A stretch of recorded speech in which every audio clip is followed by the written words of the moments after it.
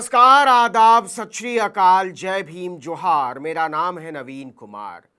भारत के नकली James bond ने मोदी की भद पिटवा डाली। दुनिया हंस रही है कि नरेंद्र मोदी किन लोगों के भरोसे बैठे हुए हैं। हालत ये हो गई है कि कनाडा के मामले में सीधे गृह मंत्री अमित शाह की खिल्ली उड़ रही है। भारत को पहली बार एक देश के तौर पर हत्यारा और अपराधी कहा जा रहा है और मोदी चुनावों में देश की उछलती हुई पगड़ी के बीच अपनी पगड़ी मजबूत करने के नारे उछालते घूम रहे हैं। याद कीजिए, शरद पवार ने क्या कहा था कि एक तड़ीपार का गृह मंत्री की कुर्सी पर बैठा होना भारत की साख के लिए ठीक नहीं है और यह प्रधानमंत्री नरेंद्र मोदी की कमजोरी को दिखाता है।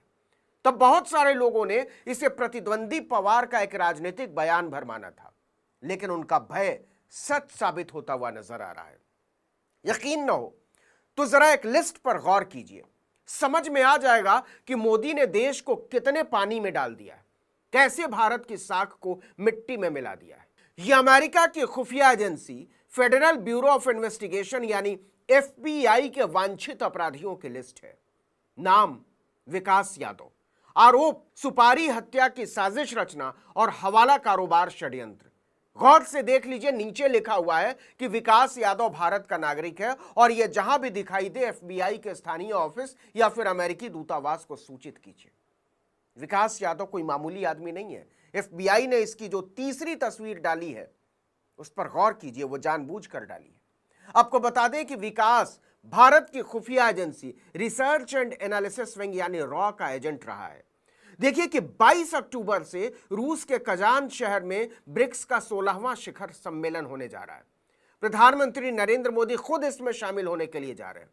इस बार के ब्रिक्स शिखर सम्मेलन की थीम है न्याय संगत वैश्विक विकास और सुरक्षा के लिए बहुपक्षवाद को मजबूत करना। और इसके ठीक पहले भारत के एक एजेंट का FBI की वांटेड लिस्ट में नाम आना भारत के कूटनैतिक मिशन और खुफिया गतिविधियों पर गंभीर सवाल खड़े कर देता है। निश्चित तौर पर अमेरिका को विकास यादव का नाम ड्रग डीलर निखिल गुप्ता से पूछताछ में पता चला होगा। निखिल गुप्ता पहले से ही FBI के कब्जे में है। अमेरिका ने तो 10 अक्टूबर को विकास यादव के खिलाफ बाकायदा गिरफ्तारी वारंट जारी कर दिया।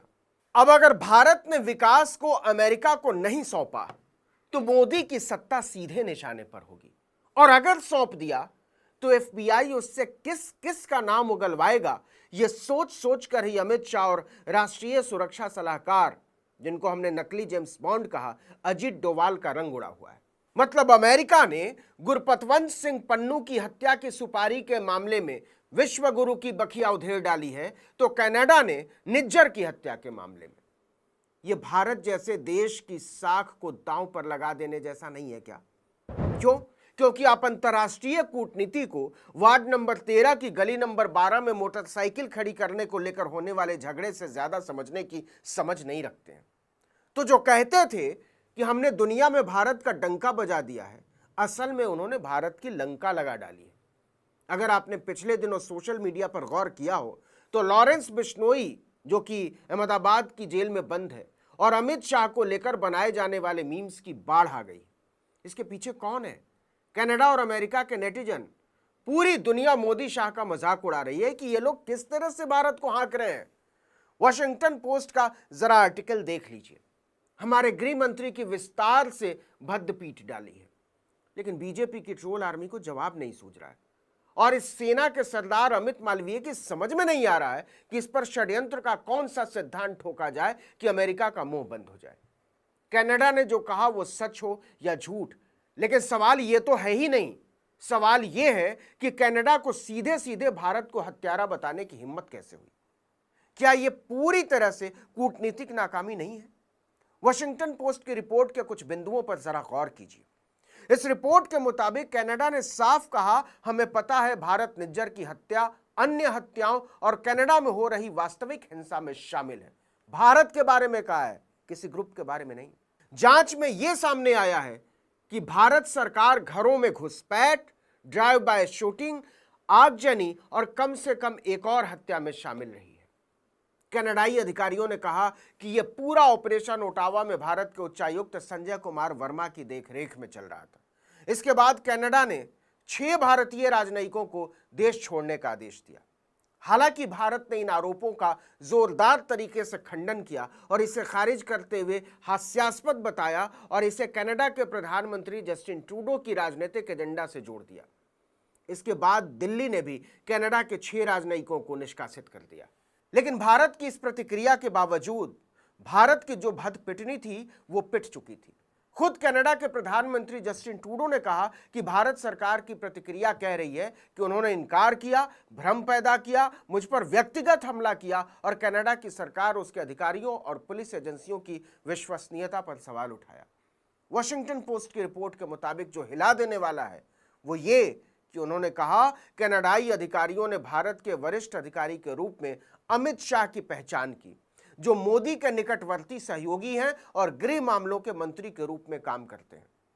कनाडा के अधिकारियों के मुताबिक अमित शाह ने कथित तौर पर कनाडा में सिख अलगाववादियों के खिलाफ हिंसा की अनुमति दी थी। शाह ने रॉ के उच्च अधिकारियों के साथ मिलकर जासूसी और हिंसक कार्रवाइयों को मंजूरी दी थी। इस जांच में शाह और भारतीय खुफिया एजेंसी के एक वरिष्ठ अधिकारी का नाम भी लिया गया है, जो इन हमलों के लिए जिम्मेदार बताए गए। वॉशिंगटन पोस्ट की रिपोर्ट के मुताबिक कनाडा यहीं नहीं रुकता। वो कहता है भारत के राष्ट्रीय सुरक्षा सलाहकार अजीत डोवाल ने यह स्वीकार किया है भारत ने अपने राजनयिकों को लोगों का पीछा करने और तस्वीरें लेने आदि के लिए इस्तेमाल किया, लेकिन धमकियों या हिंसा में किसी भी संलिप्तता से इनकार किया। जब कनाडाई अधिकारियों ने भारत द्वारा बिश्नोई गैंग को हमलों के लिए इस्तेमाल किए जाने के सबूत पेश किए तो डोभाल ने शुरू में बिश्नोई को पहचानने से इनकार कर दिया, लेकिन बाद में उसके बारे में तथ्य और आंकड़े साझा किए। रिपोर्ट में लिखा है कि 31 साल का बिश्नोई भारत में हत्यारों का सबसे बदनाम सरदार है और सोशल मीडिया में कहा जा रहा है कि वो जेल में रहते हुए सरकार के साथ मिलकर काम कर रहा है। कनाडा बार बार कहता रहा है कि निज्जर की हत्या में बिश्नोई गैंग का इस्तेमाल किया गया। आपको बता दें कि कनाडा में रहने वाले एक भगोड़े गोल्डी बराड़ उर्फ सतिंदरजीत सिंह ने इस हत्या की जिम्मेदारी ली थी। इसके बाद से ही भारत और कनाडा के बीच के रिश्ते बिगड़ते चले गए।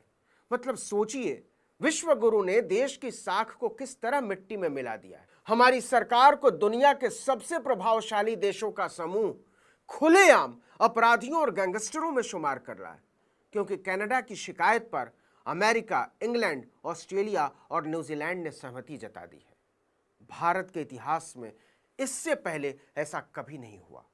हालत ये हो गई है कि हमारे एनएसए को किसी दूसरे देश की यात्रा पर जाने में इसलिए संकोच हो रहा है कि कहीं उस देश की किसी अदालत में उनको पेश करने के लिए पकड़ न लिया जाए। और मोदी कुछ कर नहीं पा रहे हैं। तय कीजिए, इसे डंका बजा देना बोलते हैं या फिर लंका लगा देना। इस वीडियो में इतना ही, लेकिन अगर आपने आर्टिकल 19 इंडिया को अब तक सब्सक्राइब नहीं किया तो फौरन कर दीजिए। बेल आइकॉन दबाइए, घंटी जैसी आकृति, लाइक कीजिए और कमेंट करके बताइए हमारा वीडियो आपको कैसा लगा। हमारा ट्विटर हैंडल है article19_India और मेरा ट्विटर हैंडल है नवीन जर्नलिस्ट। नमस्कार।